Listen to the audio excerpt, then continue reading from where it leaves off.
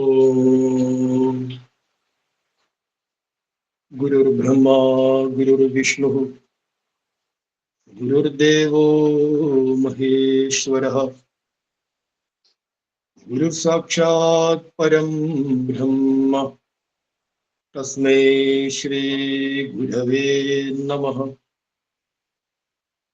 അദ്വൈതാനന്ദ ചിന്മാത്ര ജ്യോതിർനാരായണാത്മകം ചകാസ്തു ധർമ്മബോധായ നിത്യമവ്യാഹതാത്മനാ.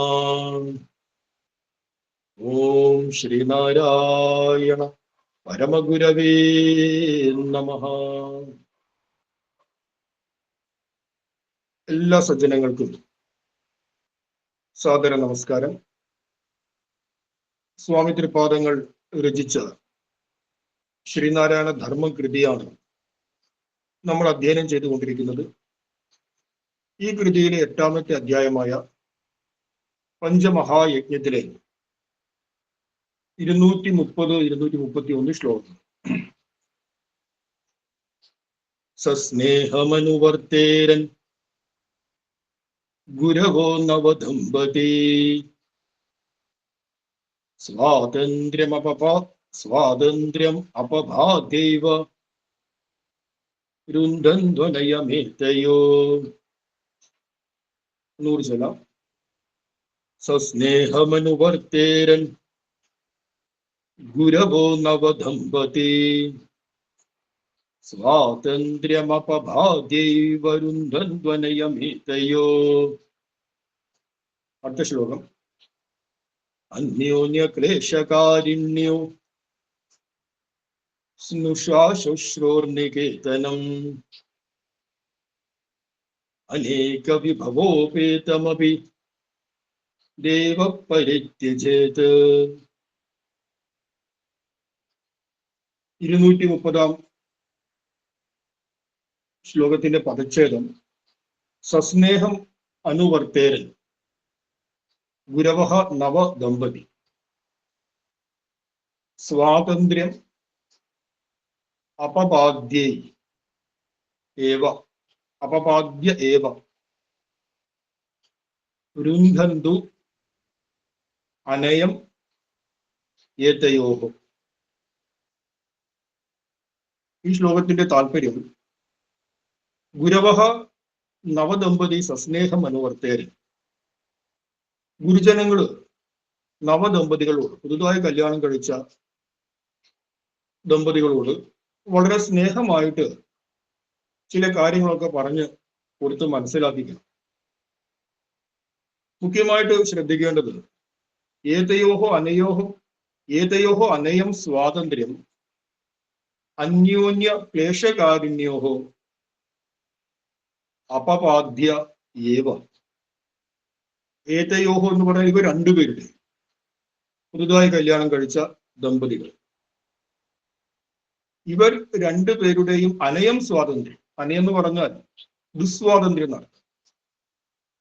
ഇവർ രണ്ടുപേരുടെയും ദുസ്വാതന്ത്ര്യം അത് വല്ലാതെ വർദ്ധിക്കുകയാണെങ്കിൽ അപപാദ്യ ഏവ രുന്ധന്തു, അതിനെ ഗുരുജനങ്ങൾ തടയണം എന്നാണ് ശ്ലോകത്തിന് താല്പര്യം.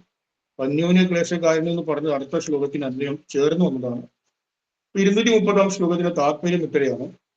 ദമ്പതികൾ, പുതുതായി കല്യാണം കഴിച്ച ദമ്പതികൾ, അവര് ജീവിതത്തിൽ വല്ലാത്ത സ്വാതന്ത്ര്യം ആദ്യ നാളുകളിൽ എടുക്കുന്നു എന്ന് തോന്നിക്കഴിഞ്ഞാൽ ഗുരുജനങ്ങള്, മുതിർന്ന ആളുകള് അവരുടെ ശരിയല്ലാത്ത ആ സ്വാതന്ത്ര്യത്തെ, ആ ദുസ്വാതന്ത്ര്യത്തെ തടയണം. തടഞ്ഞിട്ട് അവരെ കാര്യങ്ങൾ പറഞ്ഞ് മനസ്സിലാക്കി കൊടുക്കണം എന്നാണ് ഗുരുദേവൻ ഈ ശ്ലോകത്തിൽ ഉപദേശിച്ചത്. മനുഷ്യൻ ഉൾപ്പെടെ എല്ലാവരും തന്നെ സ്വാതന്ത്ര്യ കാംക്ഷികളാണ്. നമ്മളെല്ലാവരും ആഗ്രഹിക്കുന്നത് സ്വാതന്ത്ര്യത്തെയാണ്. നമ്മുടെ സ്വാതന്ത്ര്യത്തെ ആരെങ്കിലും തടയുകയാണെങ്കിൽ അത് നമുക്ക് ഒരിക്കലും ഇഷ്ടപ്പെടില്ല. പക്ഷേ സ്വാതന്ത്ര്യത്തിന്റെ നിർവചനം എന്താണ്? സ്വാതന്ത്ര്യം എന്ന് പറഞ്ഞാൽ സ്വതന്ത്രസ്യ ഭാവം എന്നാണ്.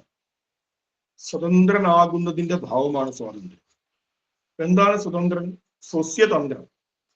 തൻ്റെ ഹിതത്തിനു വേണ്ടി, തൻ്റെ നന്മയ്ക്ക് വേണ്ടി ഒരുപാട് കാര്യങ്ങളിൽ നിന്ന് മനഃപൂർവ്വം ഉൾവലിയുന്നതിനെയാണ് സ്വസ്യതന്ത്രം എന്ന് പറയുന്നത്. അപ്പൊ നമുക്ക് ഇന്ന് സ്വാതന്ത്ര്യം എന്ന് തോന്നുന്ന പലതും ഭാവിയിൽ നമുക്ക് തന്നെ ഹാനികരമാകാവുന്ന ഒന്നാണ്. ഒരാൾ ഇങ്ങനെ നടന്നു പോകുന്നു, ഒരു വഴിയിലൂടെ നടന്നു പോകുന്നു. നടന്നു പോകുമ്പോൾ വളരെ സുന്ദരമായ വഴിയാണ്, നല്ല പൂമെത്ത വിരിച്ച വഴിയാണ്, പുഷ്പങ്ങൾ കൊണ്ട് അലങ്കൃതമായി നമുക്ക് നടക്കാൻ വളരെ സുന്ദരമായ വഴിയാണ്. പക്ഷെ ഒരു 250 മീറ്ററിന് അപ്പുറത്ത് മുള്ളുകൾ നിറഞ്ഞ വലിയൊരു കുഴിയുണ്ട്. ഈ പുഷ്പങ്ങളുടെ മെത്ത കാരണം പെട്ടെന്ന് നമുക്ക് അടുത്തെത്തിയാലും അവിടെ ഒരു കുഴിയുണ്ട് എന്നുള്ളത് മനസ്സിലാക്കാൻ കഴിയും. നമ്മൾ നടന്നു നേരെ ആ കുഴിയിലേക്ക് പതുക്കി, ദേഹം മുറിയും, രക്തം വാർന്നൊലിച്ച് ഒരു പക്ഷേ മരണം പോലും സംഭവിച്ചേക്കാം. നമ്മളിങ്ങനെ നടന്നു പോകുന്നു, നടക്കാൻ നല്ല സുഖമുണ്ട്, പൂമത്തെയാണ്, ഒരു മൃദുവായ സ്പർശം നമുക്ക് നല്ല അനുഭൂതി തരുന്നു. നല്ലൊരു വഴി, ആഹാ എത്ര ശ്രേഷ്ഠമായ വഴി എന്ന് പറഞ്ഞ് നമ്മൾ മുന്നോട്ട് ഇങ്ങനെ നടന്നു പോകും. മുന്നോട്ട് നടന്നു പോകുമ്പോൾ ഒരു മുതിർന്ന ഒരാള്, ഒരു ഗുരുനാഥൻ പറയാണ്, അയ്യോ ആ വഴിയിലൂടെ മുന്നോട്ട് പോരുതേ, ആ വഴിയിലൂടെ പോയി കഴിഞ്ഞാൽ അപ്പുറത്തൊരു കുഴിയുണ്ട്, നിങ്ങൾ ആ കുഴിയിൽ വീണ് വലിയ അപകടം സംഭവിക്കുന്നു പറഞ്ഞു കഴിഞ്ഞാൽ നമുക്കത് വലിയ ദേഷ്യത്തെ ഉണ്ടാക്കും. കാരണം നമ്മൾ ഇപ്പോൾ അനുഭവിച്ചു കൊണ്ടിരിക്കുന്ന സുഖാനുഭവം, ആ സുഖാനുഭവത്തെ ഒരാൾ വന്ന് തടയുകയാണ്. അത് നമുക്ക് ഒരിക്കലും ഇഷ്ടപ്പെടില്ല. അപ്പൊ അയാളുടെ വാക്കിനെ മറികടന്ന് നമ്മൾ നേരെ മുന്നോട്ട് പോവുകയും ആ കുഴിയിലേക്ക് വീണ് പരിക്ക് പറ്റി മരണപ്പെടുകയും ചെയ്യും. അപ്പൊ ഇവിടെ നമ്മോട് ഉപദേശിച്ച ആ വ്യക്തിക്ക് അറിയാമായിരുന്നു അവിടെ അങ്ങനെ ഒരു കുഴിയുണ്ട്. എന്തുകൊണ്ട് അറിയാമായിരുന്നു? നമ്മേക്കാൾ മുമ്പേ ആ വ്യക്തി പോയതാണ്. ഒരുപക്ഷെ ആ വ്യക്തി അവിടെ അപകടത്തിൽപ്പെട്ടിട്ടുണ്ടാകും. ആ അപകടത്തിൽ നിന്ന് എങ്ങനെയൊക്കെയോ രക്ഷപ്പെട്ട് തിരിച്ചു വന്ന് ഇനി ഈ വഴിയിലൂടെ പോകുന്ന ഒരാള് അപകടത്തിൽ പെടരുതെന്നുള്ള ആഗ്രഹം കൊണ്ടാണ് ആ വ്യക്തി അങ്ങനെ ഒരു നിർദ്ദേശം കൊടുക്കുന്നത്. അതുപോലെ തന്നെ ജീവിതത്തിന്റെ സുഖമയമായ പല സാഹചര്യങ്ങളും ആത്യന്തികമായി ദുഃഖത്തിലേക്ക് നയിക്കുന്നതാണെന്ന് ആർക്കറിയാൻ സാധിക്കും? ജീവിത അനുഭവികളായ മുതിർന്ന ജനങ്ങൾക്ക്, ഗുരുജനങ്ങൾക്ക് അറിയാൻ സാധിക്കും. അതുകൊണ്ട് ഗുരുജനങ്ങളുടെ വാക്കുകൾ എപ്പോഴും നമുക്ക് പ്രമാണമാണ്. ഒരുപാട് ആളുകളുടെ വാക്കുകൾ നമുക്ക് പ്രമാണമാണ്. വലിയ സാക്ഷാത്കാര സമ്പന്നരായ യോഗിവര്യന്മാർ, ആ യോഗിവര്യന്മാർ ഇന്ന് നമ്മുടെ കൂടെ ഇല്ലെങ്കിലും അവരുടെ അനുഭവത്തെ അവർ സ്വമേധയാ അല്ലെങ്കിൽ അവരുടെ ശിഷ്യന്മാര് കൃതികളായി, സ്തോത്രങ്ങളായി, ഉപദേശങ്ങളായി, ഗ്രന്ഥങ്ങളായി നമ്മളിലേക്ക് പകർന്നു നൽകിയിട്ടുണ്ട്. ആ ഗ്രന്ഥങ്ങളെ വിചാരം ചെയ്യുമ്പോൾ മനസ്സിലാക്കുക, ഇത് അനുഭൂതി സമ്പന്നരായ മഹാത്മാക്കളുടെ അഭിപ്രായമാണ്. അതുകൊണ്ട് ആ അഭിപ്രായം നമുക്ക് പ്രമാണമാണ്. നമ്മൾ ഏതൊന്നിനെയാണ് അനുവർത്തിക്കേണ്ടത്? പ്രമാണഭൂതന്മാരെയാണ് എപ്പോഴും അനുവർത്തിക്കേണ്ടത്. അപ്രാമാണികന്മാരെ ഒരിക്കലും അനുവർത്തിക്കരുത്. അപ്രാമാണികന്മാരെ അനുവർത്തിച്ചു കഴിഞ്ഞാൽ നമ്മളും കുഴിയിൽ പെടും. അന്ധേനേവ നിയമാന യഥാന്ത എന്ന് ഉപനിഷത്ത് വാക്യമുണ്ട്. ഒരു അന്ധൻ എല്ലാവരും നയിച്ചുകൊണ്ടിരിക്കുന്നു മുന്നോട്ട്. ആ അന്ധന്റെ പുറകിൽ ഒരുപാട് ആളുകൾ പോകുന്നു. ഇവര് ലക്ഷ്യത്തിലെത്തും. കാരണം അന്ധനെ സംബന്ധിച്ച് മുമ്പിൽ എന്താണ് ഉള്ളതെന്ന് അറിയില്ല, അന്ധനെ അനുഗമിക്കുന്ന ആൾക്കാർക്കും അറിയില്ല. എല്ലാവരും കൂടി വലിയൊരു കുഴിയിലേക്ക് ചെന്ന് നിബന്ധിക്കും.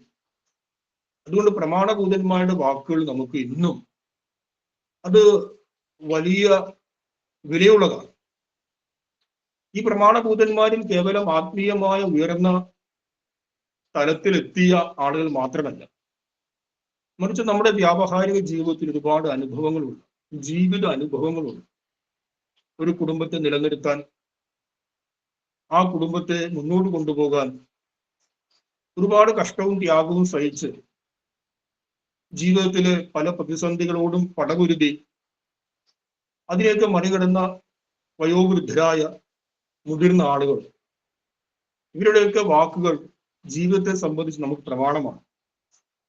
അവരൊരു കാര്യം പറയുന്ന സമയത്ത് അതിനെ എതിർക്കേണ്ട കാര്യമില്ല. കാരണം അതിന്റെ മറുകര ഉള്ളത്, ആ മറുകരയിൽ ഉള്ളത് എന്താണെന്ന് മനസ്സിലാക്കിയതിന് ശേഷമാണ് അവർ നമ്മെ ഉപദേശിക്കുന്നത്.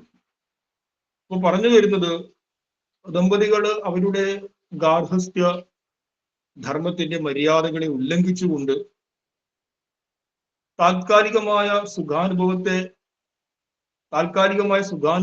മതിമറന്ന് ഗൃഹസ്ഥാശ്രമത്തെ മുന്നോട്ട് നയിക്കുകയാണെങ്കിൽ അനുഭവ സമ്പത്തുള്ള ഗുരുജനങ്ങള് അവരുടെ ആ സ്വാതന്ത്ര്യത്തെ തടയണം. ഒരു രുന്ധന്തു എന്നുള്ള വാക്ക് ഗുരുദേവനോട് വിശേഷമായിട്ട് പ്രയോഗിച്ചു. അവർ തടയട്ടെ എന്ന് പറയും. അപ്പൊ തടയണം എന്ന് പറഞ്ഞാൽ ഇപ്പോൾ താൽക്കാലികമായി സുഖാനുഭവത്തിൽ മതിമറന്ന് മുന്നോട്ട് പോകുന്ന ആ ദമ്പതികൾക്ക് ഇഷ്ടമില്ലെങ്കിൽ കൂടിയും തടയണം എന്നാണ് അർത്ഥം. അവരുടെ ഇഷ്ടാനിഷ്ടം ആ സമയത്ത് നോക്കേണ്ട കാര്യമില്ല, നിങ്ങൾ ആ വഴിക്ക് പോകരുത് എന്ന് ഉറച്ച ഭാഷയിൽ തന്നെ അവരുടെ ആ പ്രവൃത്തിയെ തടയാം. അതുകൊണ്ടാണ് രുന്ധന്തു എന്നുള്ള ക്രിയാപദമാണ് ഉപയോഗിച്ചത്. കാരണം അവരെ പറഞ്ഞു മനസ്സിലാക്കിക്കണം, ഉപദേശിക്കണമെന്നും പറഞ്ഞില്ല. അവരുടെ ആ ദുസ്വാതന്ത്ര്യത്തെ, ഏതയോഹോ അനയം സ്വാതന്ത്ര്യം, അവരുടെ ആ ദുസ്വാതന്ത്ര്യത്തെ ഗുരുജനങ്ങൾ നിശ്ചയമായും തടയണം. കാരണം എന്തുകൊണ്ടാണ്? അത് തടഞ്ഞിട്ടില്ലെങ്കിൽ അവർ മുന്നോട്ട് പോയി വലിയ ആപത്തിൽ പതിക്കുമെന്നുള്ളത് ഉറപ്പാണ്. അപ്പൊ അറിഞ്ഞുകൊണ്ട് നമുക്ക് എങ്ങനെയാണ് നമ്മുടെ കൂടെയുള്ള സജ്ജനങ്ങളെ ആപത്തിലേക്ക് തള്ളിവിടാൻ സാധിക്കുക? അതുകൊണ്ട് ഗുരുജനങ്ങൾ ഈ കാര്യത്തിൽ ശ്രദ്ധാലുക്കളായിരിക്കണമെന്ന് ഗുരുദേവൻ ഉപദേശിക്കുന്നു. ഈ ആശയത്തിന്റെ മർമ്മം ഇത്രയാണ്: പ്രമാണഭൂതന്മാരെ അനുസരിക്കുന്നത് എന്തുകൊണ്ട് നമുക്ക് ഹിതകരമാണ്.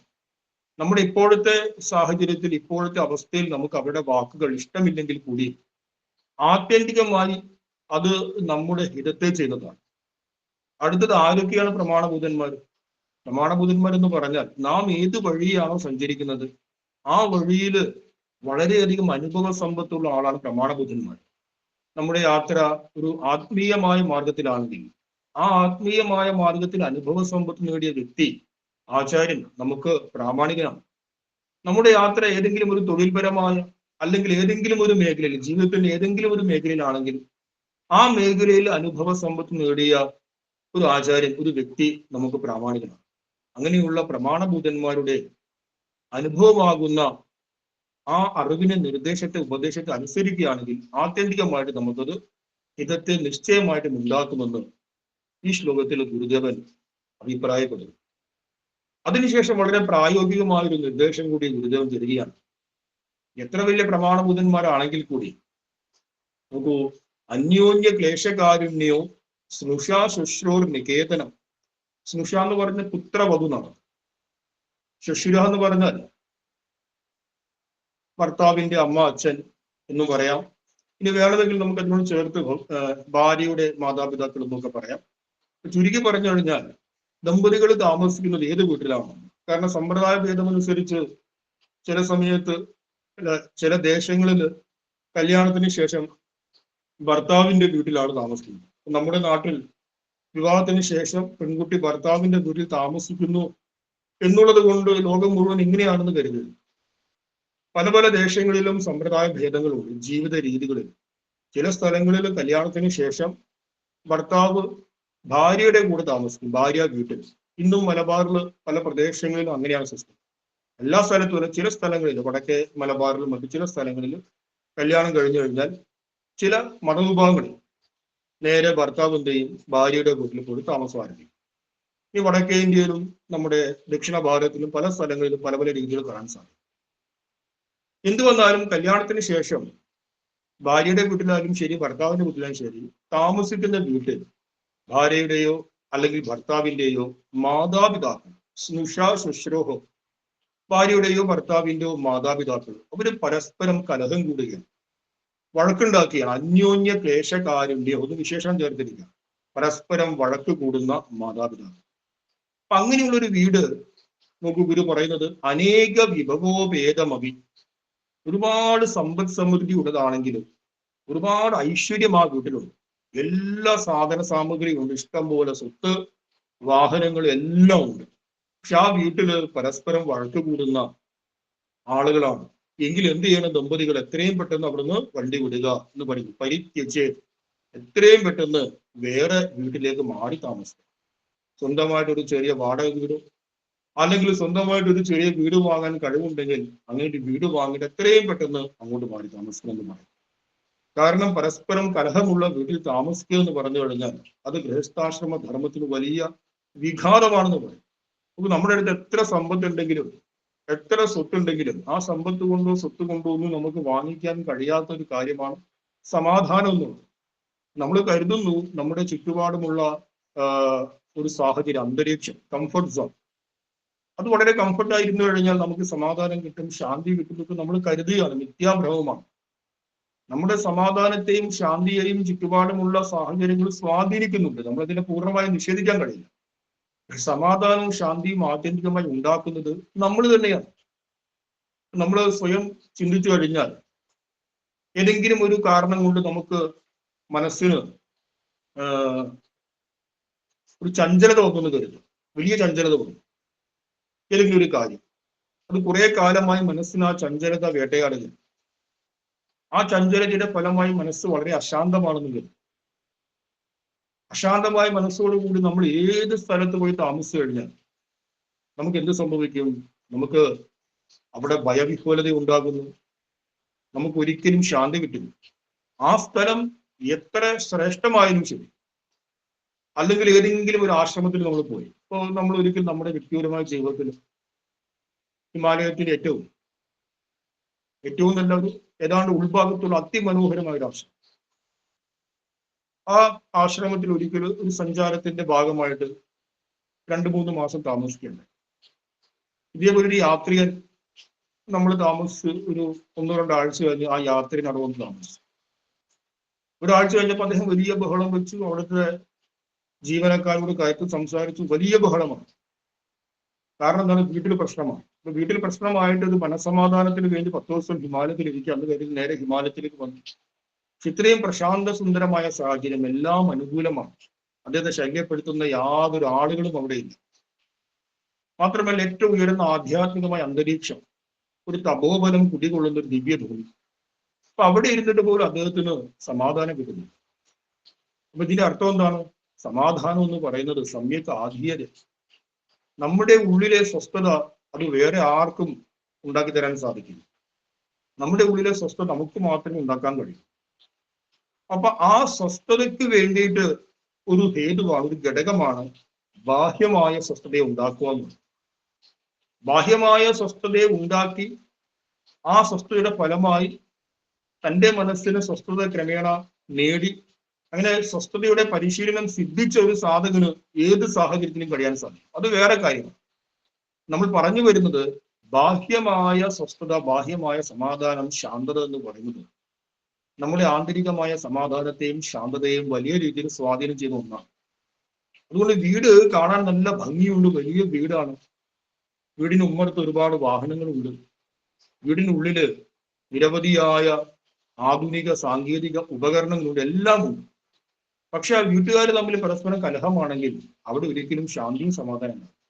ഈ കലഹത്തിന്റെ ഇടയിൽ കഷ്ടപ്പെട്ടിരിക്കാൻ ഒരു കാര്യവുമില്ല എന്ന് ഗുരു പറയുന്നു. എന്ത് ചെയ്യണം? മെല്ലെ ആ വീടിനെ ഉപേക്ഷിച്ച് മറ്റൊരു വീട്ടിലേക്ക് സ്വസ്ഥതയെ തേടി ദമ്പതികൾക്ക് യാത്രയാകാം, മാറി താമസിക്കാം എന്നൊരു പ്രായോഗിക നിർദ്ദേശം കൂടി ഈ 231 ശ്ലോകത്തില് ഗുരുദേവൻ പറയുക. ഇനി അടുത്ത രണ്ട് ശ്ലോകങ്ങൾ നമുക്ക് അതിന്റെ അർത്ഥത്തെ മനസ്സിലാക്കാൻ അല്പം ക്ലിഷ്ടമാണ്. മാത്രമല്ല തെറ്റായ രീതിയിലേക്ക് അർത്ഥത്തെ മനസ്സിലാക്കാനും സാധ്യതയുണ്ട്. മാത്രമല്ല ഈ ശ്ലോകത്തെ ചൊല്ലി ചില ആളുകൾ ഗുരുവിനെ തന്നെ വിമർശിക്കുന്നത് ഞാൻ കണ്ടിട്ടുണ്ട്. നമ്മൾ ഒരിക്കലും ഒരു വ്യക്തിയുടെ പ്രഭാഷണം കേൾക്കുകയാണ്. അദ്ദേഹം ഈ ശ്ലോകത്തെ ഉദ്ധരിച്ചുകൊണ്ട് ഗുരുവിന് ഈ കാര്യത്തിൽ ചില തെറ്റുകളൊക്കെ പറ്റിയെന്നൊക്കെ പറഞ്ഞ് സംസാരിക്കുന്നുണ്ടായിരുന്നു. അപ്പൊ ഈ ശ്ലോകത്തിന്റെ ആശയത്തെ നമുക്ക് പ്രത്യക്ഷമായിട്ട് കേൾക്കുമ്പോൾ അയ്യോ ഇങ്ങനത്തെ ഇന്നത്തെ കാലത്ത് ഇതിന്റെയൊക്കെ ആവശ്യമുണ്ടോ, അങ്ങനെ സഹിക്കേണ്ട വല്ല കാര്യമുണ്ടോ നമുക്ക് തോന്നിയേക്കാം. പക്ഷെ ഇതിനൊരു ആത്മീയമായ ദൃഷ്ടികോണിലൂടെ നമുക്ക് ഇതിനെ നോക്കിക്കഴിഞ്ഞാൽ വളരെ സരളമായി, വളരെ സിമ്പിളായി അതിന്റെ ഒരു ഗാംഭീര്യതയെ മനസ്സിലാക്കാൻ സാധിക്കും. ശ്ലോകം 232, 233. കാരണം ഇത്തരം ശ്ലോകങ്ങൾ ആരെങ്കിലും ഭാവിയിൽ നമ്മളോട് ചോദിക്കുകയാണെങ്കിൽ, നമ്മൾ ധർമ്മപ്രചരണാർത്ഥം ഈ കൃതിയൊക്കെ പഠിപ്പിക്കുമ്പോൾ നിശ്ചയമായിട്ട് നമ്മോട് ചോദ്യം വരുന്ന ചില ശ്ലോകങ്ങളൊക്കെ ഈ ഗ്രന്ഥത്തിലുണ്ട്. അപ്പൊ അതിന് ഗുരുവിന്റെ പക്ഷത്തിൽ നിന്നുകൊണ്ട് നമുക്ക് ഉത്തരം നൽകാൻ സാധിക്കും. അപ്പൊ എന്താണ് ഈ ശ്ലോകത്തിന്റെ ആശയം? ഭാര്യാമുദ്വേജയൻ ഭർത്ത പ്രേതഭൃത്യോ ഭയപ്രഭോ അനുരാഗസ്തത്ര തസ്യാഹ സ്ഥിരതാമുപയാതി ചേത്. ഊർജലം. ഭാര്യാമുദ്വേജയൻ ഭർത്താ ക്രീതഭൃത്യോ ഭയപ്രഭോ അനുരാഗസ്തത്ര തസ്യാഹ സ്ഥിരാമുപയാതി ചേത്. അടുത്ത ശ്ലോകം. സാശ്ചര്യം താദൃശീം ശാന്താം ആരാധയതി ദേവതാ നൃശംസം നിർദ്ധയം തം തു ദ്വേഷ്ടിച്ഛാന്തേ ശപത്യപി. നൂറ് ചൊല്ലാം. സാശ്ചര്യം താദൃശീം ശാന്താം ആരാധയതി ദേവതാ നൃശംസം നിർദ്ധയം തം തു ദ്വേഷ്ടിച്ഛാന്തേ ശപത്യപി. ഇതിന്റെ അന്വയാർത്ഥം ഇപ്രകാരമാണ്. ഭർത്താവ് ക്രീതവൃത്തിയ അഭയപ്രഭു ഭാര്യാം ഉദ്വേജെ. ഭാര്യാം ഉദ്വേജെ. ഉദ്വേജം എന്ന് പറഞ്ഞാൽ അടിക്കാൻ വേണ്ടി പുറപ്പെടും, തല്ലാൻ, ആക്രമിക്കാൻ പുറപ്പെടും, മറ്റുള്ളവന് പീഡ നൽകാൻ വേണ്ടി പുറപ്പെടും. ഇതിനൊക്കെയാണ് ഉദ്വേജനം എന്ന് പറയുന്നത്. ഭാര്യാം എന്ന് പറഞ്ഞാൽ ദ്വിതീയ വിഭക്തി. ഭാര്യയെ അടിക്കാൻ വേണ്ടി പുറപ്പെടുന്നു, ഭാര്യയെ ആക്രമിക്കാൻ വേണ്ടി പുറപ്പെടുന്നു. ആര് പുറപ്പെടുന്നു? ഭർത്താവ് എന്തിനാണ് അങ്ങനെ പുറപ്പെടുന്നത്? ക്രീതവൃത്യാഹ അഭയപ്പെടുന്നു. ഭർത്താവിന്റെ ധാരണ എന്താണ്? ഭാര്യ ക്രീതവൃത്യ മീൻസ് അടിമ. ഇന്ത്യയിൽ ഗുലാം എന്ന് പറയും. അടിമയാണ് ഭാര്യ എന്ന കാഴ്ചപ്പാടാണ് ഭർത്താവ് വെച്ചു പുലർത്തുന്നത്. ഇവൾ എന്റെ അടിമയാണ്, ഞാൻ കല്യാണം കഴിച്ചു കൊണ്ടുവന്നു, എന്റെ കാര്യങ്ങളെ നോക്കാൻ വേണ്ടിയിട്ട് ഉള്ളൊരു അടിമയാണ്. ആ ഭാവം ഉള്ളിലുള്ള ഒരു ഭർത്താവ്. അഭയപ്രഭു എന്ന് പറഞ്ഞു കഴിഞ്ഞാല് ഇവരുടെ അധികാരി, രക്ഷാധികാരി ഞാനാണ് ഇവൾക്ക് അഭയം കൊടുക്കുന്നത് എന്ന ഭാവത്തിലിരിക്കുന്ന ഒരു ഭർത്താവ്. ഈ അഭയപ്രഭു എന്നുള്ള വാക്കിനെ നമുക്ക് വേറെ രീതിയിലും അന്വയം ചെയ്യാം. പക്ഷെ തൽക്കാലം നമുക്ക് ഇത്തരം ഈ രീതിയിൽ മനസ്സിലാക്കാം. ഭാര്യ തന്റെ അടിമയാണ്, താൻ ഭാര്യയുടെ രക്ഷകനാണ്, മീൻസ് ഭാര്യയുടെ അധികാരിയാണ് എന്ന ഭാവത്താൽ ഉള്ള ഒരു ഭർത്താവ് ഭാര്യയെ ആക്രമിക്കാൻ, പീഡിപ്പിക്കാൻ വേണ്ടി പുറപ്പെടുകയാണെങ്കിൽ ഭാര്യ എന്ത് ചെയ്യണം? ഭാര്യ കരാട്ടെ പിടിച്ച് അയാളെ തിരിച്ച് ആക്രമിക്കണം. എന്താണ് ഗുരു പറയുന്നത്? നമ്മൾ ഈ അടുത്ത ഏതോ ഒരു സിനിമയിൽ കണ്ടു. ഭർത്താവ് ഭാര്യ അടിക്കാൻ വേണ്ടി പുറപ്പെടുന്നു, അപ്പൊ ഭാര്യ കരാട്ടെ പഠിച്ച് തിരിച്ച് ഭർത്താവിനെ തല്ലുന്നു എന്നൊരു സിനിമയിൽ രംഗം നമ്മൾ ഈ അടുത്ത് കാണും. അപ്പൊ ആധുനിക കാലത്തിന്റെ ഒരു ഭാഷയിലും ഭാവത്തിലും നമുക്ക് ഈ ശ്ലോകത്തിന്റെ താല്പര്യത്തെ പെട്ടെന്ന് അംഗീകരിക്കാൻ സാധിക്കില്ല. എങ്കിൽ കൂടി നമുക്ക് ചിന്തിക്കാം, ഭാര്യ എന്ത് ചെയ്യണം? തത്ര തസ്യ അനുരാഗ സ്ഥിരതാം. അങ്ങനെയൊക്കെ ആണെങ്കിൽ കൂടിയും ആ ഭർത്താവിനുള്ള സ്നേഹത്തെ കൈവിടാതെ ആ ഭർത്താവിനെ സ്നേഹത്തോട് തന്നെ സമീപിക്കുന്ന രീതിയാണെങ്കിൽ, സ്ഥിരതാം എന്ന് പറഞ്ഞാൽ അങ്ങനെയാണെങ്കിൽ, ഇപ്പൊ ഭർത്താവ് ഭാര്യയെ അടിമയായി കണ്ട്, ഭാര്യ നിസ്സാരയായി കണ്ട് ഭാര്യയെ പീഡിപ്പിക്കാനും ആക്രമിക്കാനും പുറപ്പെടുകയാണെങ്കിൽ കൂടിയും ആ സമയത്തും ഭാര്യ ഭർത്താവിനോടുള്ള സ്നേഹത്തെ പ്രകടിപ്പിക്കുകയും സ്നേഹത്തെ നിലനിർത്തുകയും ചെയ്യുകയാണെങ്കിൽ എന്ത് സംഭവിക്കും? അപ്പൊ നമുക്ക് ഈ ആശയം നമുക്ക് ഒരിക്കലും ഇന്നത്തെ കാലഘട്ടത്തിൽ അംഗീകരിക്കാൻ പറ്റില്ല. കാരണം ഈ ആശയത്തിൽ പോലും ഒരു പുരുഷാധിപത്യം കാണാൻ സാധിക്കും. ഒരു പുരുഷൻ സ്ത്രീയെ ആക്രമിക്കുന്നു, ഉപദ്രവിക്കുന്നു. അപ്പൊ സ്ത്രീക്ക് എന്തിനാണ് ആ പുരുഷനെ സ്നേഹിക്കേണ്ട കാര്യം? ഇന്നത്തെ നിയമ സംവിധാനങ്ങളുണ്ട്, നിയമക്രമങ്ങളുണ്ട്.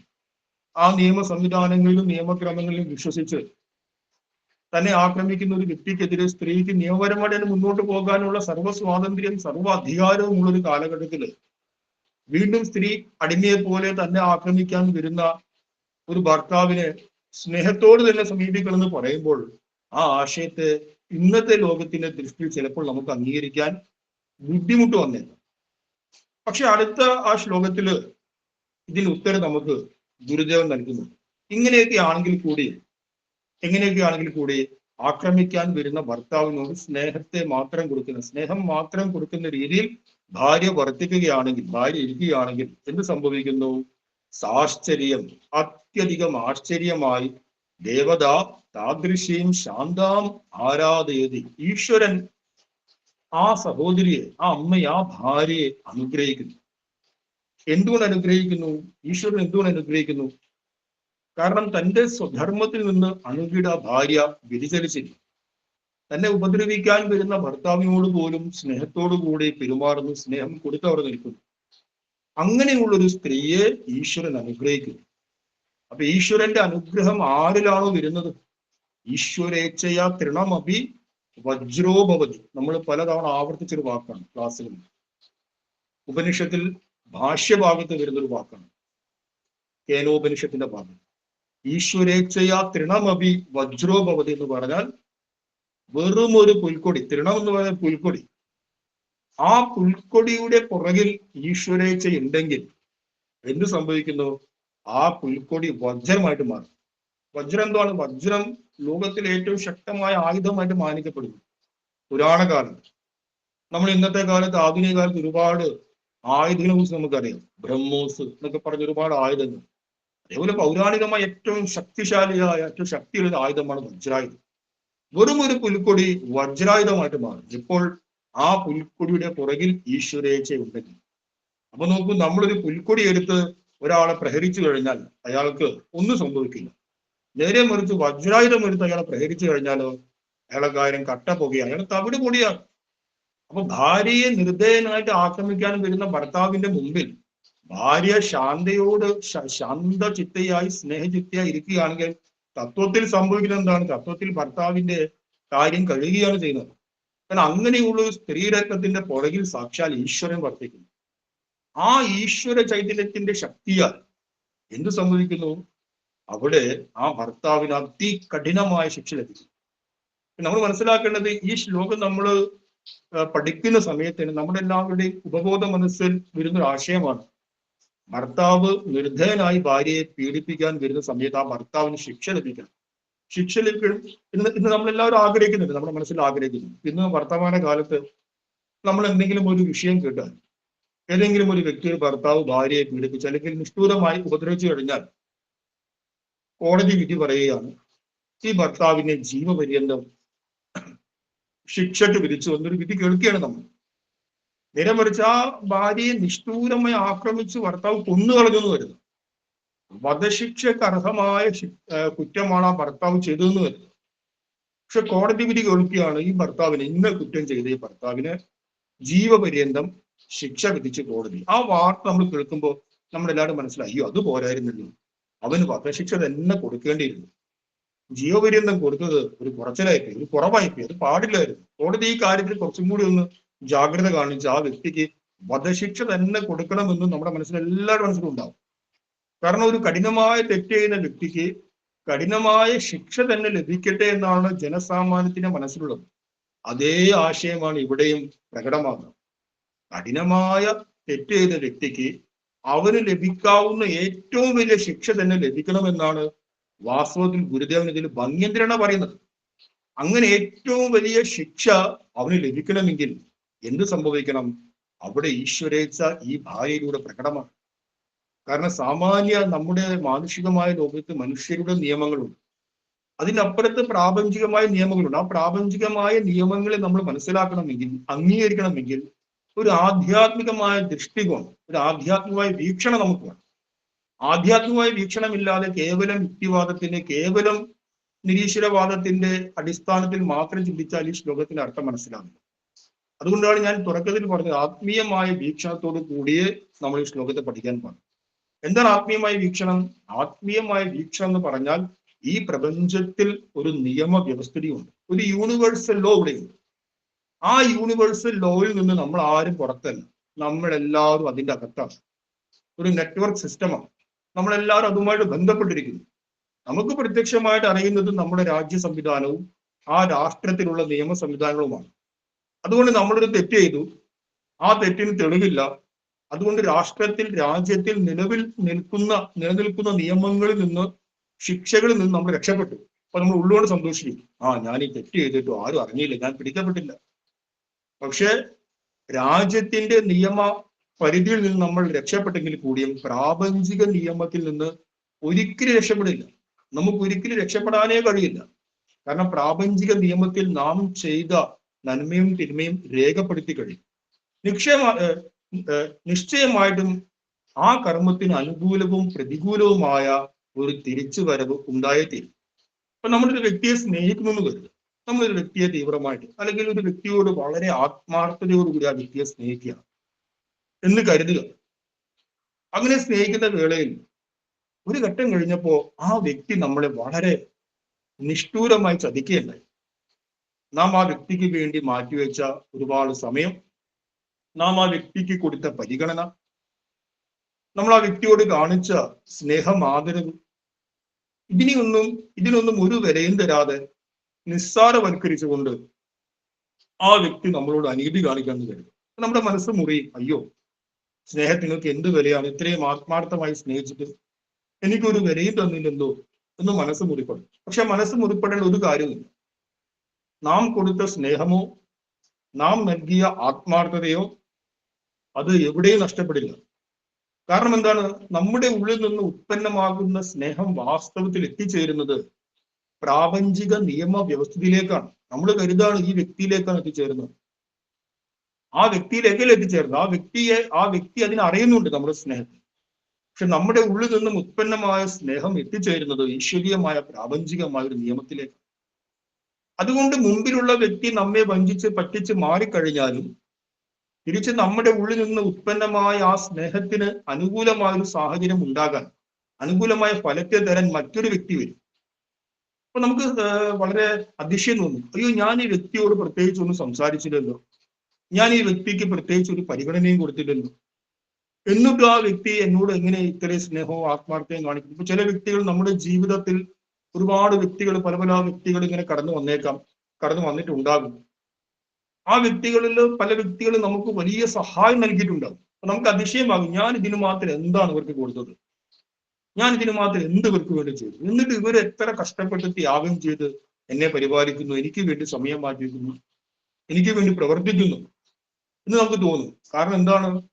കാരണം നമ്മുടെ ഉള്ളിൽ നിന്ന് സ്നേഹം ഉത്പന്നമായിട്ടുണ്ടെങ്കിൽ, ആത്മാർത്ഥമായ സ്നേഹം ഉത്പന്നമായിട്ടുണ്ടെങ്കിൽ, അത് ഏത് വ്യക്തിയിലേക്കാണ് നാം കൊടുത്തത്, ആ വ്യക്തി നമ്മളെ പറ്റിച്ചാലും വഞ്ചിച്ചാലും ഉപേക്ഷിച്ചാലും ആ സ്നേഹം ഒരിക്കലും നഷ്ടപ്പെടില്ല. മറിച്ച് അത് 100 മടങ്ങായി നമുക്ക് തിരിച്ചു നൽകാൻ മറ്റൊരു വ്യക്തി നിശ്ചയമായിട്ടും വരും, ഉറപ്പാണ്. അതാണ് പ്രാപഞ്ചിക നിയമം. അതുകൊണ്ട് നമ്മൾ എന്ത് വേണം? നമ്മൾ സ്നേഹിച്ചുകൊണ്ടേയിരിക്കുക. നമ്മൾ ഒരിക്കലും വ്യക്തിയെ കാണരുത്. ആ വ്യക്തി വന്നാലും ശരി, പോയാലും ശരി, നമ്മുടെ ധർമ്മം എന്താണ്? എല്ലാവരും സ്നേഹിക്കുക. ഉള്ളുകൊണ്ട്, ഹൃദയം കൊണ്ട് എല്ലാവരോടും സ്നേഹത്തോട് പെരുമാറുക, എല്ലാവർക്കും സ്നേഹം കൊടുക്കുക.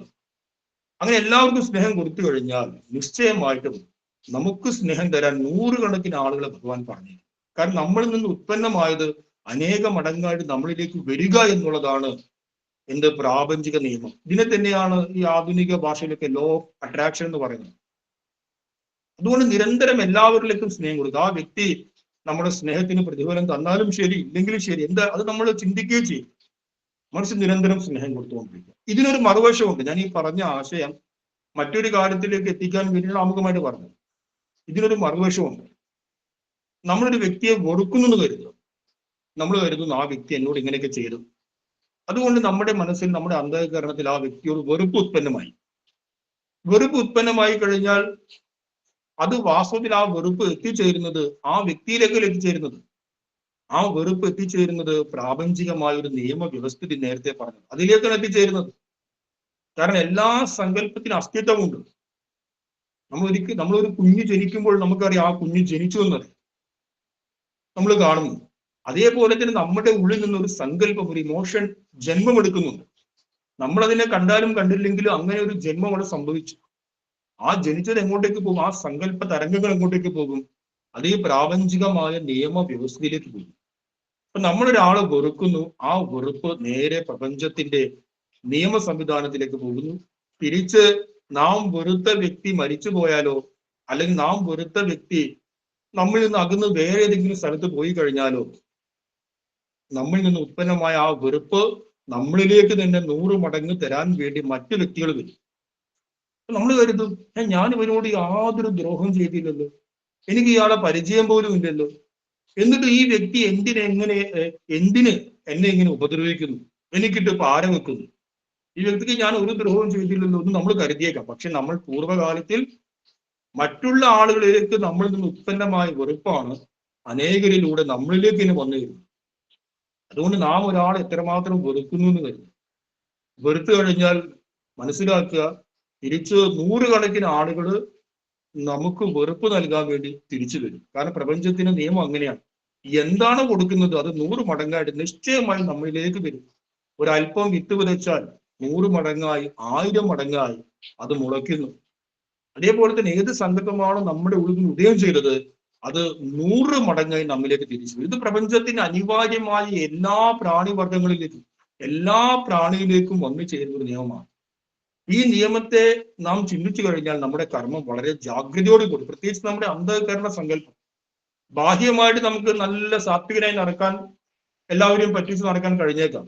പക്ഷെ നമ്മുടെ ഉള്ളിൽ നിന്ന് ജനിക്കുന്ന സങ്കല്പമുണ്ട്. ആ സങ്കല്പമാണ് സാഹചര്യമായി നമ്മുടെ അടുത്തേക്ക് തിരിച്ചു വരുന്നത്. അതുകൊണ്ട് എപ്പോഴും ശുഭസങ്കല്പത്തെ മാത്രം ചെയ്യുക. ഇങ്ങനെ ശുഭസങ്കല്പത്തെ മാത്രം ചെയ്തു കഴിഞ്ഞാൽ ഈശ്വരീയ ഇച്ഛ നമ്മുടെ പുറകിൽ വർദ്ധിക്കും. അതുകൊണ്ട് നമുക്ക് പറയുന്നത് ദേവതാഹ, സാശ്ചര്യം ഗുരു പ്രയോഗിച്ച വാക്കാണ്. ആശ്ചര്യത്തോടു കൂടി ഈശ്വരൻ, ദേവത, താദൃശി എന്ന് പറയാൻ അങ്ങനെയുള്ള ഒരു ഭാര്യ, താദൃശിയും ശാന്ത, ആ വാക്കുകളൊക്കെ നമുക്ക് അന്വയത്തിൽ കാണാൻ സാധിക്കും. അങ്ങനെ ശാന്തയായ ഒരു ഭാര്യയുടെ പുറകിൽ ഈശ്വരീയ നിയമം അത്ഭുതകരമായ രീതിയിൽ പ്രവർത്തിക്കുന്നു എന്ന് കരുതുന്നു. അങ്ങനെ പ്രവർത്തിച്ചു കഴിഞ്ഞാൽ ആരാധേരി എന്ന് പറഞ്ഞാൽ അനുഗ്രഹിക്കുന്നു. ആ സ്ത്രീരത്നത്തിന്റെ പുറകിൽ അങ്ങനെ ഒരു നിയമം പ്രവർത്തിക്കുന്നു. അപ്പോൾ എന്ത് സംഭവിക്കും? നൃശംസം നിർദ്ധയം തം തം തു ദ്വേഷ്ടി അന്ത്യഭി ശപതിച്ച. നിർദ്ദയനും ദുഷ്ടനുമായ അവന് എന്ത് സംഭവിക്കുന്നു? വലിയ ശാപവും വിദ്വേഷവും ലഭിക്കുന്നു എന്ന് പറയും. വാസ്തവത്തിൽ പറഞ്ഞു വന്നു കഴിഞ്ഞാൽ ഭാര്യയെ ഉപദ്രവിക്കുന്ന ഭർത്താവിന് 8ന്റെ പണി കിട്ടുന്നതാണ് ഗുരുദേവനിൽ പറഞ്ഞിരിക്കുന്നത്. പക്ഷെ ഈ ശ്ലോകം സാധാരണ രീതിയിൽ നമ്മൾ വായിച്ചു കഴിഞ്ഞാൽ നമ്മൾ എന്ത് മനസ്സിലാക്കും? നോക്കൂ, ഗുരു എന്ത് കാര്യമാണ് പറയുന്നത്? പുരുഷാധിപത്യമുള്ള ഒരു സമൂഹത്തിലെ ഗുരു അംഗീകരിക്കുന്നത്. പുരുഷൻ എത്ര പീഡയും ആക്രമണവും ഭാര്യയ്ക്ക് നേരെ അഴിച്ചുവിട്ടാലും ഭാര്യ ഇങ്ങനെ മിണ്ടാതെ ക്ഷമയോടുകൂടി ഇരിക്കണം എന്നല്ലേ ഗുരു പറഞ്ഞത് എന്ന് തോന്നിയേക്കാം. പക്ഷെ ഒരു ആത്മീയ വീക്ഷണത്തിൽ നോക്കിക്കഴിഞ്ഞാൽ നമുക്ക് മനസ്സിലാക്കാം, ഭർത്താവിന് 8ന്റെ പണി കിട്ടാനുള്ള വഴികളാണ് ഈ ശ്ലോകത്തിലൂടെ ഗുരുദേവൻ ഉദ്ഘോഷിക്കുന്നത്. അതുകൊണ്ട് ഒരിക്കലും നമ്മുടെ സഹധർമ്മിണിയോട് അവിവേകത്തോടു കൂടി പെരുമാറരുത്. അങ്ങനെ പെരുമാറി കഴിഞ്ഞാൽ ആ സഹധർമ്മിണി മൗനമായിരുന്നു കഴിഞ്ഞാൽ തിരിച്ച് വലിയ അടി നമുക്ക് കിട്ടും, ഉറപ്പാണ്. ഒരിക്കല് ഒരു ഗുരുവും ശിഷ്യനും കൂടി ഇങ്ങനെ തോണിയിൽ യാത്ര ചെയ്യാം. അപ്പൊ ആ തോണിക്കാരനുണ്ട്. ഈ കഥയ്ക്ക് പല പല രീതികളിൽ ആൾക്കാർ പറയാറുണ്ട്, ആചാര്യന്മാർ. ഒരു രീതി ഇങ്ങനെയാണ്: നദി മറികടന്ന് മുന്നോട്ട് പോവുകയാണ്, തോണിക്കാരനുണ്ട്. അപ്പൊ ഈ ശിഷ്യന്റെ ഈ ഭാവവും വേഷവും ഒക്കെ കണ്ടപ്പോൾ തോണിക്കാരൻ ഒരു തമാശ വന്നു. തോണിക്കാരൻ ഇങ്ങനെ ശിഷ്യൻ ഇങ്ങനെ പരിഹസിക്കാൻ തുടങ്ങി. അടുത്ത് ഗുരുനാഥൻ ഇരിക്കുന്നുണ്ട്. എടേ ചെറുപ്പക്കാരൻ, നിനക്ക് വേറെ പണിയില്ലേ ഇയാളുടെ കൂടെ ഇങ്ങനെ പോയി ജീവിതം തുടയ്ക്കാൻ വേണ്ടിട്ട്? നീ ഒരു ചെറുപ്പക്കാരൻ, നിനക്ക് വേറെ വല്ല ജോലിയെ കുറിച്ച് ജയിച്ചാൽ പോലും. ഇങ്ങനെ ആത്മീയതയും പറഞ്ഞ് ഏതോ ഒരു ഗുരുനാഥനെയും പിടിച്ച് അയാളുടെ കൂടെ ഭിക്ഷാടനം പോലെ ജീവിക്കാൻ വല്ല നാണോടൊക്കെ പറഞ്ഞ് ഇങ്ങനെ നിരന്തരം ഇങ്ങനെ പറഞ്ഞുകൊണ്ടിരിക്കുകയാണ്. ചെറുപ്പക്കാരൻ മൗനമായിട്ട് എല്ലാം കേട്ടിരിക്കുന്നു, ശാന്തമായി എല്ലാം കേട്ടിരിക്കുന്നു. ഇന്ന് മറുകരയെത്തി ഗുരുവും ശിഷ്യനും, ചെറുപ്പക്കാരനായ ശിഷ്യനും ആ മറുകരയിലേക്ക് ഇറങ്ങി ഒരു യാത്ര മുന്നോട്ട് തുടർന്നു. തിരിച്ചു തോണിക്കാരൻ താൻ വന്ന സ്ഥലത്തേക്ക് തിരിച്ചു തുഴഞ്ഞു. അങ്ങനെ നദിയുടെ പകുതി എത്തിയപ്പോൾ പെട്ടെന്ന് അവിചാരിതമായി വലിയ കാറ്റും കോളൊക്കെ വന്നു. ആ തോണി മുങ്ങി തോണിക്കാരൻ മരിച്ചു. അയാൾക്ക് നീന്തൽ അറിയാമായിരുന്നിട്ട് കൂടി ആ പ്രക്ഷുബ്ധമായ കാലാവസ്ഥയെ മറികടക്കാതെ അയാൾ മരിച്ചു.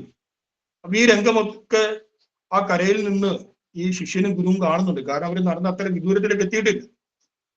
ഉടനെ ഗുരു എന്ത് ചെയ്തു? ശിഷ്യനെ ആഞ്ഞടിച്ചു, 2 അടിയും കൊടുത്തു. നമ്മൾ കരുതും, അയ്യോ ശിഷ്യനെ അടിക്കണ വല്ല കാര്യമുണ്ട്. എന്നിട്ട് ഗുരു പറഞ്ഞു, ആ വ്യക്തി അത്രയും കാര്യം നിന്നെ കുറിച്ച് പറഞ്ഞു, നീ ഒരു മറുപടിയെങ്കിലും കൊടുത്തിരുന്നെങ്കിൽ അയാൾക്ക് ഈ ദുർഗതി ഉണ്ടാവില്ല എന്ന് പറഞ്ഞു. നീ ഒരു മറുപടി അല്ലെങ്കിൽ അതിന് മറുപടി കൊടുക്കുന്നതോടുകൂടി അയാളുടെ കർമ്മം ലഘൂകരിക്കപ്പെടുകയാണ്, കർമ്മഫലം ലഘൂകരിക്കപ്പെടുകയാണ്. കാരണം അയാൾ പറഞ്ഞു, നീ തിരിച്ചു പറഞ്ഞു. പക്ഷെ നിന്റെ മൗനത്തിലൂടെ എന്ത് സംഭവിച്ചു? നിന്റെ പുറകിൽ ഈശ്വരീയ ശക്തി പ്രകടമായി. അതോടുകൂടി അയാൾക്ക് വലിയ അനർത്ഥം ഉണ്ടായെന്ന് പറഞ്ഞു. അപ്പൊ നമ്മുടെ എല്ലാവിധമായ പ്രതികൂല സാഹചര്യത്തെയും ആന്തരികമായിട്ട് ക്ഷമയോടുകൂടി, നമുക്ക് ബാഹ്യമായിട്ടല്ല പറയുന്നത്, ആന്തരിക തലത്തിൽ ഒരു വിക്ഷുബ്ധതയും ഇല്ലാതെ സഹനത്തോടുകൂടി ക്ഷമയോടുകൂടി ആരുടെ അപമാനത്തെ സ്വീകരിച്ചു കഴിഞ്ഞാലും വലിയ രീതിയിൽ തിരിച്ചടി വരും. തിരിച്ചടി വരട്ടെന്ന് കരുതി ഉള്ളിൽ പ്രാഗിക്കഴിഞ്ഞാൽ വരില്ല. മറിച്ച് നമ്മെ ഇതൊന്നും ബാധിക്കാത്ത രീതിയിൽ ഒരാൾ നമ്മെ അപമാനിച്ചു, വളരെയധികം അപമാനം നൽകി, പക്ഷെ ഇതൊന്നും നമുക്ക് ബാധിക്കുന്നില്ല എന്ന രീതിയിൽ മൗനമായിരുന്നു കഴിഞ്ഞാൽ ആ വ്യക്തിക്ക് കിട്ടുന്ന തിരിച്ചടി സങ്കല്പിക്കാൻ കഴിയാത്തതായിരിക്കും. ഒരിക്കല് ഒരു ഭക്തൻ ഇങ്ങനെ നടന്നു പോകുന്നു. ഭക്തൻ നടന്നു പോകുന്ന സമയത്ത് കുറെ ആളുകൾ ആ ഭക്തനെ കല്ലെറിയാൻ തുടങ്ങി. കാരണം ഭക്തന്റെ വേഷഭൂഷാദികൾ കണ്ടപ്പോ ഒരു ഭ്രാന്തനെ പോലെയുണ്ട്. അപ്പൊ ഗ്രാമീണര് മൊത്തം ഭ്രാന്ത എന്ന് വിളിച്ച് ആ ഭക്തന് നേരെ കല്ലെറിയാൻ തുടങ്ങി. ഭക്തൻ ഇങ്ങനെ മുറിയുന്നു. ഈ ഭക്തൻ മഹാദേവന്റെ വലിയ ഭക്തനായി. മഹാദേവ എന്ന് വിളിച്ചുകൊണ്ടിരിക്കുന്നു. ഈ കഥയ്ക്കും വേറെ ചില അവാന്തര ഭാഗങ്ങളുണ്ട്. ഒരു ഭാഗം ഇങ്ങനെയാണ്: ഈ ഭക്തൻ ഇങ്ങനെ മഹാദേവ എന്ന് വിളിച്ചുകൊണ്ടിരിക്കുന്നു, ആളുകൾ കല്ലെറിയുന്നു. ഇപ്പൊ കൈലാസത്തില് മഹാദേവനും പാർവതി ദേവി ഇങ്ങനെ പരസ്പരം സംസാരിക്കും. ദേവി പറയുന്നു, അങ്ങയുടെ ഭക്തനേതാ ആളുകൾ കല്ലെറിയുന്നു, അങ്ങ് പോയി രക്ഷിക്കൂ, ആ ഭക്തൻ അങ്ങേ വിളിക്കുന്നുണ്ടില്ല. അങ്ങനെ മഹാദേവൻ നേരെ കൈലാസത്തിൽ നിന്ന് താഴോട്ട് വന്നു ആ ഭക്തനെ രക്ഷിക്കാൻ വേണ്ടി താഴോട്ട് വരികയാണ്. അപ്പൊ കുറെ കല്ലേറ് കിട്ടി, കുറെ കല്ലേറ് കിട്ടിയപ്പോ ഭക്തന് സഹിക്കാൻ കഴിയാതെ ഭക്തൻ എന്ത് ചെയ്തു? ഭക്തൻ തിരിച്ച് കല്ലെടുത്ത് എറിയാൻ തുടങ്ങി. തിരിച്ച് കല്ലെടുത്ത് എറിയാൻ തുടങ്ങിയപ്പോ ആ സമയത്താണ് മഹാദേവൻ വരുന്നത്. മഹാദേവൻ നോക്കുമ്പോൾ ഭക്തൻ തിരിച്ച് കല്ലെടുത്ത് അങ്ങോട്ട് എറിയാൻ തുടങ്ങി. മഹാദേവൻ തിരിച്ച് വീണ്ടും കൈലാസത്തിലേക്ക് പോയി. അപ്പൊ ദേവി പറഞ്ഞു, എന്താ അങ്ങ് രക്ഷിച്ചില്ല ഭക്തനെ? ഞാൻ രക്ഷിക്കാൻ വേണ്ടി പോയി, പക്ഷെ എന്റെ ആവശ്യം ഇപ്പൊ അവനില്ല, അവൻ സ്വയം പ്രചോദിക്കാൻ തുടങ്ങി എന്ന് പറഞ്ഞു. അപ്പൊ നമ്മൾ എന്താണ് ഈ ഒരു ചെറിയ കഥയിൽ നിന്ന് മനസ്സിലാക്കേണ്ടത്? ഒരിക്കലും ഇങ്ങനെ മനസ്സിലാക്കരുത്, ആര് നമ്മളെ ആക്രമിച്ചാലും അപമാനിച്ചാലും പ്രതിഷേധിക്കരുത്, പ്രതിരോധിക്കരുതെന്ന് മനസ്സിലാക്കരുത്. അത് തെറ്റായ മനസ്സിലാക്കലാണ്. കാരണം നമ്മുടെ പ്രതിഷേധവും നമ്മുടെ പ്രതിരോധവും പരിമിതമാണ് എന്ന് മനസ്സിലാക്കുക. നമ്മുടെ പുറകിൽ ഈശ്വരൻ ഉണ്ടെങ്കിൽ അവിടെ എറിയുന്ന കല്ല് ഈശ്വരനെയാണ് കല്ലെറിയുന്നത്. ഈശ്വരന് കല്ലെറിഞ്ഞാൽ അവർ പാഠം പഠിക്കും. അപ്പൊ മഹാദേവൻ വരുന്ന സമയത്ത് ആ ഭക്തൻ തിരിച്ചറിയുന്നു. അപ്പൊ മഹാദേവന്റെ ആവശ്യം അവിടെ ഇല്ല, അതുകൊണ്ട് ഭഗവാൻ മടങ്ങി. അപ്പൊ നമ്മളിലൂടെ ഭഗവാനെ പ്രകടമാക്കുക എന്ന് പറഞ്ഞു കഴിഞ്ഞാലും വലിയ കഠിനമായ കാര്യമാണ്. അതുകൊണ്ടാണ് പറയുന്നത് താദൃശ്യം ശാന്താം ഭാര്യ. ആ പ്രകാരത്തിലുള്ള പരമശാന്തയായ ഒരു ഭാര്യയെ ഭർത്താവെല്ലാം ആര് ഉപദ്രവിച്ചു കഴിഞ്ഞാലും അവന്റെ കാര്യം കഷ്ടപ്പുകയാണെന്ന് ഗുരുദേവൻ ഇവിടെ ഉറപ്പിച്ചു പറയുകയാണ് ഈ ശ്ലോകത്തിന്റെ ആശയത്തിൽ. ഇതിലൂടെ നമുക്ക് മനസ്സിലാക്കാം, ഏത് പ്രതിസന്ധിയും നമുക്ക് മറികടക്കണമെങ്കിൽ അപാരമായ അചഞ്ചലമായ ഒരു ക്ഷമാഭാവത്തുള്ളിൽ ഉണ്ടാക്കണം. അങ്ങനെ നമ്മൾ ജസ്റ്റ് നമുക്ക് ജീവിതത്തിൽ അത് ചെറിയ ചെറിയ സാഹചര്യങ്ങൾ പരിശോധിക്കാവുന്നതാണ്, പരീക്ഷിക്കാവുന്നതാണ്. ഒരു വ്യക്തി നമ്മെ അപമാനിച്ചു, അല്ലെങ്കിൽ ചിലര് നമ്മെ തകർക്കാൻ വേണ്ടി പദ്ധതികൾ ആസൂത്രണം ചെയ്യുന്നു. അപ്പോ ആ സമയത്ത് മനസ്സിൽ എന്ത് ഭാവന വെക്കുക? മനസ്സിൽ ഇങ്ങനെ കരുതുക, ഞാൻ ഈശ്വരന്റെ വഴിയിലേക്ക് ഇറങ്ങി തിരിച്ചിരിക്കുന്നു. നമ്മൾ സന്യാസിയായാലും ഗൃഹസ്ഥനായാലും ആർക്ക് വേണമെങ്കിലും അവരവരുടെ മേഖലയിൽ ഇരുന്നു കൊണ്ട് തന്നെ ഈശ്വരീയമായ ഒരു ജീവിതം നയിക്കാൻ സാധിക്കും. അതുകൊണ്ടാണ് ഗുരുദേവൻ ഗൃഹസ്ഥാശ്രമം എന്ന് പറഞ്ഞിരിക്കുന്നത്. ഗൃഹത്തിലുള്ള ആശ്രമമാണ്. അപ്പൊ ശരി, ഞാൻ ഈശ്വരീയമായ മാർഗത്തിലൂടെ സഞ്ചരിക്കുന്ന വ്യക്തിയാണ്. അപ്പൊ എന്നെ തകർക്കാൻ ഇവർക്ക് സാധിക്കുമെങ്കിൽ ഇവർ തകർത്തോട്ടെ എന്ന് കരുതുക. ഇവരിങ്ങനെ പ്ലാൻ ചെയ്ത് ആസൂത്രണം ചെയ്ത് നമ്മെ തകർക്കാൻ, മീൻസ് നമ്മുടെ പദവിയിൽ നിന്ന് നമ്മൾ നിഷ്കാസനം ചെയ്യാൻ, അല്ലെങ്കിൽ ഏതെങ്കിലും പ്രകാരത്തിൽ നമ്മുടെ വ്യക്തി ജീവിതത്തെ, നമ്മുടെ സാമൂഹ്യ ജീവിതത്തെയോ ഇല്ലാതാക്കാൻ ഇവർ പ്ലാൻ ചെയ്യുക. നമ്മളത് അറിഞ്ഞു. ഇങ്ങനെ 4-5 പേര് ചേർന്ന് നമുക്കിട്ട് പാര പണിയുന്നുണ്ട് നമ്മൾ അറിഞ്ഞു. അപ്പൊ നമ്മുടെ മനസ്സിൽ ഈ ഭാവത്തെ ചെയ്യുക, ഞാൻ ഈശ്വരന്റെ വഴിയിലേക്ക് ഇറങ്ങി തിരിച്ച വ്യക്തിയാണ്. അങ്ങനെ ഈശ്വരീയമായ മാർഗത്തിലേക്ക് ഇറങ്ങി തിരിഞ്ഞ് ഞാൻ ഇവരുടെ പ്ലാൻ, ഇവരുടെ പദ്ധതി കൊണ്ട് തകരട്ടെ എന്ന് കരുതുക. അങ്ങനെ ചില ആളുകൾ നമ്മൾ തകർക്കാൻ ശ്രമിച്ചു കഴിഞ്ഞാൽ അവർ വിജയിക്കുവാണെങ്കിൽ വിജയിക്കട്ടെ, നമുക്ക് നോക്കാമല്ലോ, നമുക്ക് എന്താ സംഭവിക്കുക നമുക്ക് നോക്കാമല്ലോ എന്നൊരു ഭാവത്തെ മനസ്സിൽ വെക്കുക. നമ്മളിതിനെ മൈൻഡ് ചെയ്യരുത്. ഇനി അവരുടെ പദ്ധതി ഉണ്ട്, നമ്മൾ തകരുവാണെങ്കിൽ പിന്നെ ഈശ്വരൻ എന്ത് പ്രസക്തി? നമ്മൾ ഈശ്വരന്റെ കാര്യങ്ങൾ ചെയ്യുന്നു, നമ്മൾ ഗുരുവിന്റെ കാര്യങ്ങൾ ചെയ്യുന്നു, ഗുരുവിന്റെ കാര്യമായിട്ട് നമ്മൾ ഇറങ്ങി തിരിച്ചിരിക്കുന്നു. അങ്ങനെയുള്ള നമ്മെ 4-5 പേർ ചേർന്ന് പ്ലാൻ ചെയ്ത് തകർക്കുവാണെങ്കിൽ അങ്ങ് തകരുന്നതാണ് നല്ലത് എന്നൊരു ഉറച്ച ഭാവം നമ്മൾ മനസ്സിൽ വെക്കും. അല്ലെങ്കിൽ നമ്മളിങ്ങനെ ആരെങ്കിലും നമ്മെ തകർക്കാൻ വേണ്ടി ശ്രദ്ധിക്കുന്നു, ആരെങ്കിലും ഇങ്ങനെ പദ്ധതികൾ ആസൂത്രണം ചെയ്യുന്നു എന്ന് കേൾക്കുമ്പോഴേക്കും നമ്മുടെ മനസ്സാകെ വെപ്രാളപ്പെട്ട് തിരിച്ച് അതിനെ എങ്ങനെ പ്രതിരോധിക്കാം, തിരിച്ച് എന്തൊക്കെ മറുപാര പണിയാം എന്നൊക്കെ നമ്മൾ ആലോചിച്ചിരുന്നാൽ നമുക്ക് 1-2 പാരകൾ അവരിലേക്ക് എത്തിക്കാൻ സാധിക്കും. പക്ഷെ ആത്യന്തികമായി നമ്മൾ പരാജയപ്പെടും. അതുകൊണ്ട് ഈ വാക്ക് വിശേഷിച്ച് നമ്മൾ ശ്രദ്ധിക്കണം. പ്രത്യേകിച്ച് കുടുംബസ്ഥര്, കുടുംബിനികൾ. താദൃശ്യം ശാന്താം ആരാധയതി ദേവത സാശ്ചര്യ. വളരെ ആശ്ചര്യകരമായ രീതിയിൽ ഈശ്വരന്മാർ, ദേവതകൾ, ഈശ്വരൻ താദൃശ്യം എപ്രകാരമുള്ള ഈ പ്രേമത്തെയും സ്നേഹത്തെയും ഏതൊരു സാഹചര്യത്തിലും നിലനിർത്തുന്ന തപസ്വിനിയായ ആ ഒരു നാരീരത്നത്തെ, ആ വ്യക്തിയെ ഭഗവാൻ അനുഗ്രഹിക്കും. ഭഗവാന്റെ അനുഗ്രഹം നമ്മുടെ പുറകിലുണ്ടെങ്കിൽ നമ്മെ തകർക്കാൻ ഒരാൾക്കും തന്നെ സാധിക്കില്ല. നമ്മെ തകർക്കാൻ ശ്രമിക്കുന്നവരുടെ തകർച്ചയായിരിക്കും സംഭവിക്കുക എന്ന് നമുക്ക് ഈ ശ്ലോകത്തിലൂടെ മനസ്സിലാക്കാൻ സാധിക്കും. ഇതേ തുടർന്ന് അടുത്ത 2 ശ്ലോകങ്ങളിൽ സ്വാമി തിരുപ്പാദങ്ങൾ വീണ്ടും ഗൃഹസ്ഥാശ്രമ ധർമ്മത്തിന്റെ ചില ലക്ഷണങ്ങളും കാര്യങ്ങളൊക്കെ പറയുന്നു. പിന്നെ 236 മുതൽ 236 ശ്ലോകം മുതൽ ഏതാണ്ട് 242 വരെയുള്ള ശ്ലോകങ്ങളിൽ ഭാര്യാധർമ്മത്തെ പറയുന്നുണ്ട്, ഭാര്യയുടെ ലക്ഷണത്തെയും മഹിമയെയും കുറിച്ച് പറയുന്നുണ്ട്. അതിനുശേഷം ആ ശ്ലോകത്തിന്റെ ഈ അധ്യായത്തിന്റെ ഉപസംഹരണമാണ്. ഇത്രയും ആശയങ്ങൾ നമുക്ക് അടുത്ത ക്ലാസ്സിൽ ശ്രമിക്കാം. ഇന്ന് ഇത്രയും പറഞ്ഞുകൊണ്ട് ഉപസംഹരിക്കും. ഓം തത്സത്ത്. ശ്രീനാരായണ ഗുരുവർപ്പണമസ്തു.